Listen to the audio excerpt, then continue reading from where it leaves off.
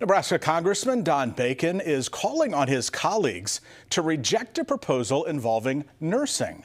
Now, the U.S. Department of Education plans to remove the profession from the definition of a professional degree. This means nursing students would not have to access to higher loan limits.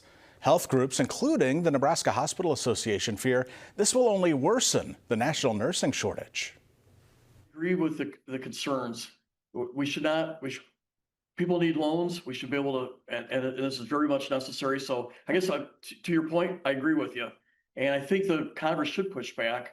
We could probably initially write a letter or as one way, but also through the president and give our feedback through the speaker and push back on this. Or we may have to do this legislatively if need be. But I would support efforts to restore the status quo there.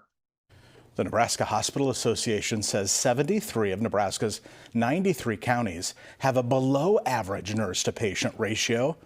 And get this, 9 counties have no registered nurses.